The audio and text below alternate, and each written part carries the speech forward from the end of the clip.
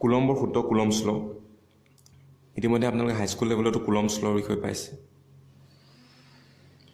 definition চাওক দুই আধানৰ মাজত ক্ৰিয়া কৰা বল দুই আধানৰ মানৰ গুণফলৰ সমানুপাতিক প্ৰপৰ্চনেল আৰু আধান দুটাৰ মাজৰ দূৰত্বৰ বৰ্গৰ ব্যস্তানুপাতিক ইনভাৰ্ছলি proportional গাণিতিকভাৱে F is proportional to mode of Q1 Q2 also F is proportional to 1 by R square ইয়াত মোড এই কাৰণে লোৱা হৈছে দুই আধানৰ মানৰ গুণফল বুলি কোৱা হৈছে আৰু এই দুটা এক্সপ্ৰেছন আমি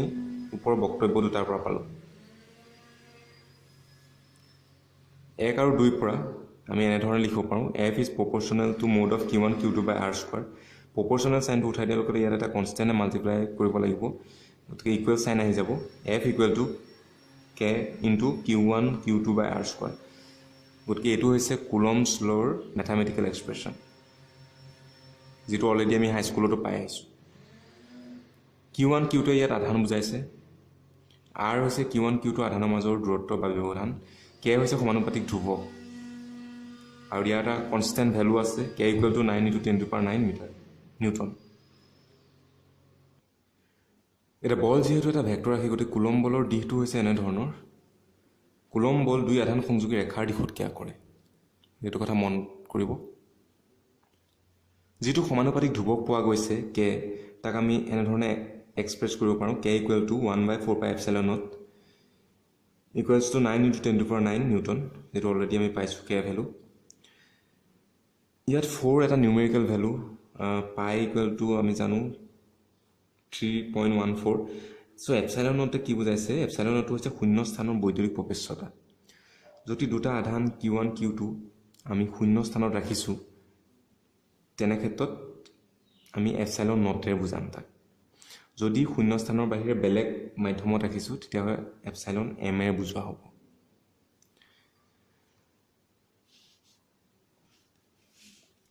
গতিকে আমি পূৰ্বৰ যেটো প্ৰকাশ ৰাখি পাইছিলোঁ কুলম্বছ লৰ এক প্ৰকাশ কৰা হয় এনে ধৰণে তাক আমি এনে ধৰণে প্ৰকাশ কৰিম F equal to 1 by 4 pi epsilon naught mode of Q1 Q2 by R square গতিকে হাই স্কুল লেভেলত আমি K ইউজ কৰিছিলোঁ 1 by 4 pi epsilon naught ঠাইত কিন্তু হায়াৰ লেভেল যেহেতু গতিকে আমি F equal to 1 by 4 pi epsilon naught mode of Q1 Q2 by R square এই এক্সপ্ৰেছনটো বেছি গ্ৰহণযোগ্য আৰু এইটো আমি ইউজ কৰিম এইটোকে লাগে আমাক এটা এপসাইলন নট হৈছে শূন্য স্থানৰ বৈদ্যুতিক প্ৰবেশ্যতা electric permittivity of free space ইয়াৰ ভ্যালুটো হৈছে 8.854 into 10 inverse 12 coulomb square newton inverse metre inverse 2 এটা কথা মন কৰিব এই যেটো বৈদ্যুতিক প্ৰবেশ্যতাৰ কথা কোৱা হৈছে মাধ্যম লৈ বেলেগ বেলেগ হয় এতিয়া যদি দুটা চাৰ্জ আমি বায়ু শূন্য স্থানৰ তুলনাত যদি আমি ঠাইত যদি আমি পানী মাধ্যমত ৰাখোঁ ওয়াটাৰ মিডিয়ামত ৰাখা তেতিয়া কি হয় যে এপসাইলন যেটো m আমি লিখিম এপসাইলন নটৰ ঠাইত এপসাইলন m লিখিম যেটো মিডিয়াম বুজাব বেলেগ মিডিয়াম গতিকে তাত ভ্যালুটো চেঞ্জ হ'ব এপসাইলন m আৰু লগে লগে ফোৰ্সটো চেঞ্জ হৈ যাব কুলম্ব ফোৰ্সটো মানে বায়ু শূন্য মাধ্যমত যেটো ফোৰ্স পাম আমি দুটা সমাস ধৰক সেম চাৰ্জৰ কাৰণে এটা নিৰ্দিষ্ট মানৰ দুটা আধানৰ কাৰণে আমি যেটো হেতৰ মাজৰ এট্ৰেকশন বা ৰিপালশন ফোৰ্স পাম আকৰ্ষণী বা বিকৰ্ষণী কুলম্ব বল পাম সেই মানটো মাধ্যম সলনি হৈ যোৱাৰ লগে লগে তাৰ মানটো পাব এটা যদি পানী মাধ্যমত ৰাখোঁ পানী মাধ্যমত ৰাখিলে তাৰ মানটো বহুত গুণে কমি যাব হেতৰ মাজত আকৰ্ষণী বলটো বা বিকৰ্ষণী বল পাব গতিকে মাধ্যম লৈ কুলম্ব বলটো বেলেগ বেলেগ হ'ব তাৰ মানটো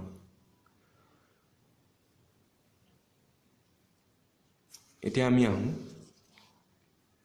ভেক্টৰ ফৰ্ম অফ কুলম্বছ ল কুলম্ব সূত্ৰৰ ভেক্টৰ ৰূপ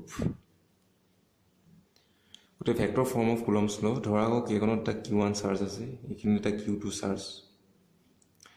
গতিকে ভেক্টৰ ফৰ্মৰ কথা যেটো আহিছে অলৰেডি ভেক্টৰ কথা হাই সেকেন্ডাৰী ফাৰ্ষ্ট ইয়াৰত আছে গতিকে Q1 আৰু Q2 পজিশন ভেক্টৰ আমি ল'ব লাগিব ইয়াত এটা অৰিজিন আমি ল'ম ও গতিকে Q1 টো ধৰি লওক ইয়াৰ কাৰণে পজিশন ভেক্টৰ যেটো অৱস্থান ভেক্টৰ হৈছে R1 Q2 ৰ কাৰণে অৱস্থান ভেক্টৰ হৈছে R2 এতিয়া যেহেতু কোৱা হৈছে যে আধান দুটাৰ মাজত ক্ৰিয়া কৰা বল আধান দুটাৰ সংযোগী ৰেখাৰ দিশত ক্ৰিয়া কৰে গতিকে Q1 আৰু Q2 এই আধান দুটা সংযোগী ৰেখা এডাল গতিকে আধান দুটা সংযোগী ৰেখাৰ দিশত ইহঁতৰ মাজত ক্ৰিয়া কৰা বলবিলাক ক্ৰিয়া কৰে এতিয়া Q1 Q2 ইহঁত দুটাৰ মাজত যেহেতু ইটোৱে সিটোক বল প্ৰয়োগ কৰিব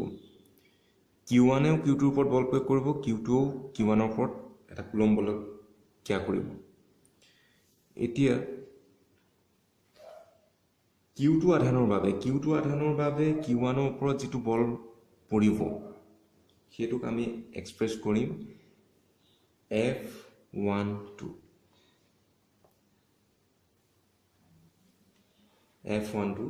Q2 আধানৰ কাৰণে Q1ৰ ওপৰত প্ৰযুক্ত বল Q2ৰ কাৰণে Q1ৰ ওপৰত প্ৰযুক্ত বল সেইটো হ'ল F12 আকৌ Q1 আধানৰ কাৰণে Q1 আধানো Q2ৰ ওপৰত বল প্ৰয়োগ কৰিব গতিকে Q1 আধানৰ বাবে Q2ৰ ওপৰত প্ৰযুক্ত বলটোক আমি লিখিম F21 Q2ৰ ওপৰত প্ৰযুক্ত বল কাৰ কাৰণে Q1ৰ কাৰণে F21 Q1ৰ ওপৰত প্ৰযুক্ত বল কাৰ কাৰণে Q2ৰ কাৰণে গতিকে F12 এতিয়া এই আধান দুটাৰ যি মাজৰ যিটো ব্যৱধান সেইটোক আমি নিৰ্ণয় কৰিম এতিয়া প্ৰথমে আমি Q1ৰ পৰা Q2 লৈ অৱস্থান ভেক্টৰটো ল'ম তো Q1ৰ পৰা Q2 লৈ ল'লে এটো হ'ব R21 এতিয়া R21 আমি কেনে ধৰণে এক্সপ্ৰেছ কৰিম R21 ইকুৱেল টু কেনে ধৰণৰ হ'ব তাৰ কাৰণে ভেক্টৰছ ল কিছুমান আছিল সেইবিলাক ইয়াত ইউজ কৰিব লাগিব এতিয়া R21ৰ ডাইৰেকশ্যনটো হ'ব এইফালে যেটো Q1ৰ পৰা Q2 লৈ আমি লৈছো এতিয়া ভেক্টৰ এডিশ্যন আমি কৰিব লাগিব এটা কথা চাওক ইয়াৰ ডাইৰেকশ্যন আৰু ইয়াৰ ডাইৰেকশ্যন চাওক ঠিক প্ৰায় একে দিশতে যোৱাৰ ধৰে এটা গৈছে ভেক্টৰ এইটো দিশত আৰু এটা এন ধৰণে গৈছে লগ হৈছেগে এই ভেক্টৰটো গৈছে এইটো ডাইৰেকশ্যনত অপজিটত গতিকে ইয়াৰ আমি অপজিটটো ল'ব লাগিব কাৰণ গৈছে ভেক্টৰটো R1 টো এইটো দিশত আমি তাৰ অপজিটটো ল'ম অপজিট মানে এইটো ল'ম এনে ধৰণে আমি ল'ম এনে ধৰণে ল'লেতো এইটো R1 টোৱে এইটো ডাইৰেকশ্যন বুজালে গতিকে অপজিটটো লৈছো তেনেহ'লে আমি কেনেকৈ লিখিম ইয়াক -R1 কাৰণ যেটো ডাইৰেকশ্যনটো উল্টা হৈ গ'ল ন এইটো ডাইৰেকশ্যনতহে R1 অপজিট ডাইৰেকশ্যন কি হ'ব -R1 গতিকে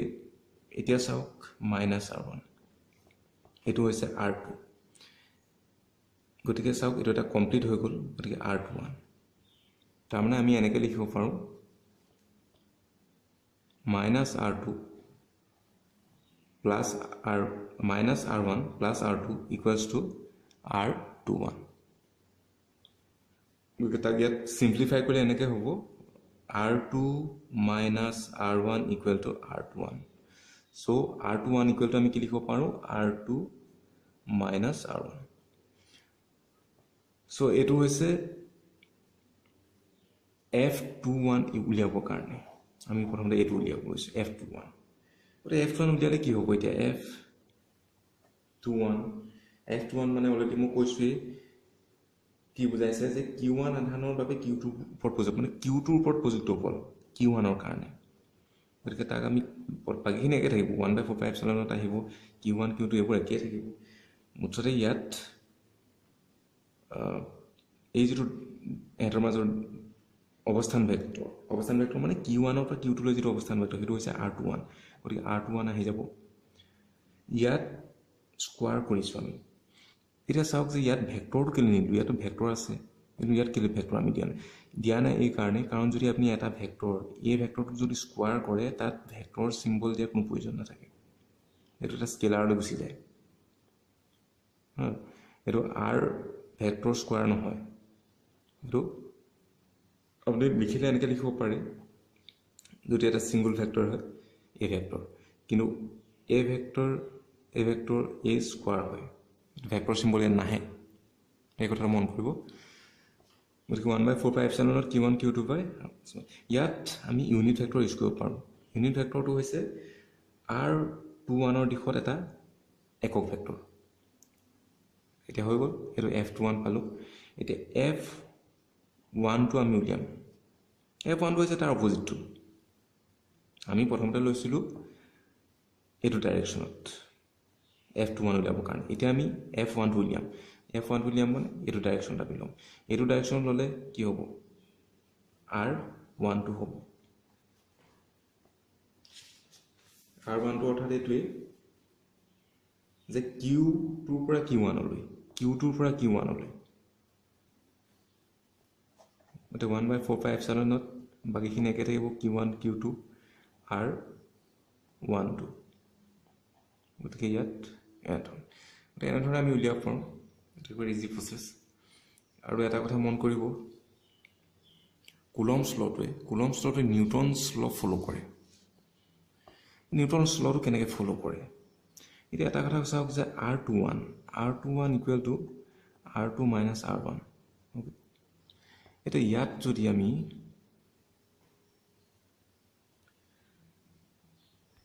এনেধৰণে লিখোঁ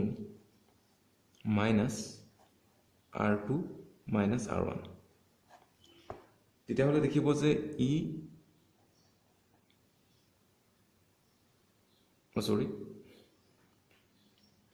ইয়াত মাইনাছটা আমি কমন লৈ পেলাই within bracket R1 minus R2 কৰিছোঁ আৰু এইটো কনভাৰ্ট হৈ গৈছে মাইনাছ R12 তাৰমানে যিটো আমি ইয়াৰ ক্ষেত্ৰত পাইছিলোঁ R12 এতিয়া ইয়াত যদি R12 ঠাইত বা R21 ঠাইত যদি আমি এই এক্সপ্ৰেশ্যনটো এই যিটো ভেক্টৰ ফৰ্ম ইউজ কৰোঁ তেতিয়াহ'লে ইয়াত মাইনাছ চাইনটা আহি যাব কথাটো এনেকুৱা হ'ব যদি আমি F12 পাই লওঁ F12 ইকুৱেল টু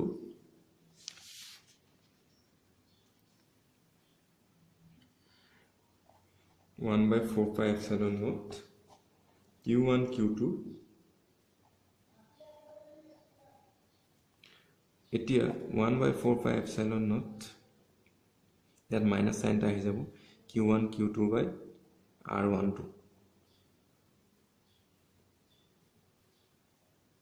R21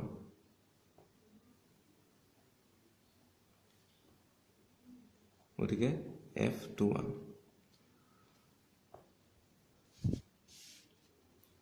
গতিকে যিটো আমি ফ'ৰ্চ পাইছোঁ ইয়াত এই ফ'ৰ্চ দুটা আচলতে অপজিট এই ফ'ৰ্চটো এইটো ডাইৰেকশ্যনত কেয়াৰ কৰিছে আৰু এই ফ'ৰ্চটো এইটো ডাইৰেকশ্যনত আছে গতিকে সেইটোকে আমি তাত ভেক্টৰ যিটো পজিশ্যন ভেক্টৰ যিটো অৱস্থান ভেক্টৰৰ কথা ইয়াত কোৱা হৈছে তাৰ সাপেক্ষে আমি ইয়াক দেখুৱাব পাৰোঁ যে এই দুটা ফ'ৰ্চ অপজিটলি কেয়াৰ কৰিছে আৰু সেইটোৰ পৰাই আমি এইটো কথা প্ৰুভ হৈ যায় যে নিউটনছ যিটো থাৰ্ড ল প্ৰত্যেক ক্ৰিয়াৰ সমান আৰু বিপৰীতমুখী প্ৰতিক্ৰিয়া আছে গতিকে এই দুটা আধানৰ মাজত ক্ৰিয়া কৰা বলটো সমান আৰু বিপৰীতমুখী গতিকে সেইটো আমি এই ভেক্টৰ অৱস্থান ভেক্টৰৰ সহায়ত আমি দেখুৱাই দিব পাৰোঁ গতিকে সেইখিনি আছিলে এতিয়া ভালদৰে চাওক যে কেনেধৰণে আমি ইয়াক লিখিম যদি পৰীক্ষাত আহে যে ভেক্টৰ ফৰ্ম অফ কুলম্বছ লৰ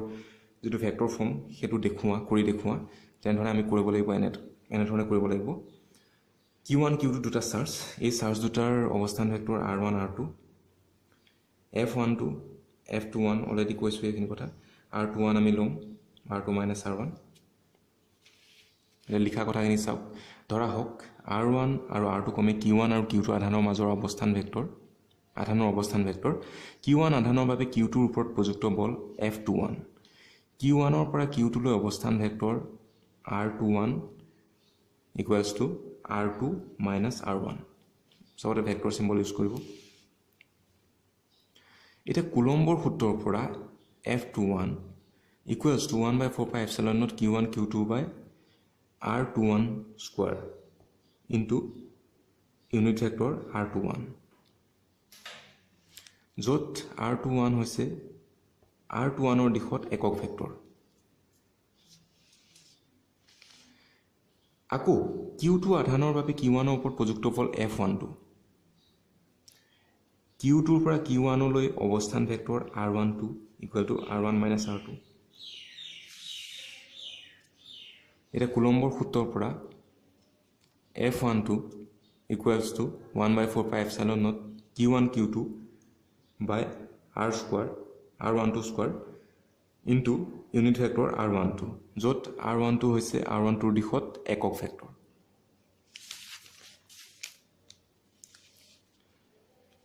কিন্তু R12 equals to R1 minus R2 সেয়া ভেক্টৰ এডিশ্যন কৰি পেলাই আমি দেখুৱাব পাৰোঁ equals to minus R2 minus R1 within bracket so' এই যিটো এক্সপ্ৰেশ্যন এই এক্সপ্ৰেশ্যনটো হৈছে R21ৰ এই যিটো উইদিন ব্ৰেকেটৰ ভিতৰত লিখা হৈছে যিহেতু ইয়াক মাইনাছ চিন্তা দিলোঁ গতিকে সেইকাৰণে মাইনাছ R21 এতিয়া এই ভেলুটো যদি আমি বহুৱাই দিওঁ R12ত তেতিয়া আমি মাইনাছ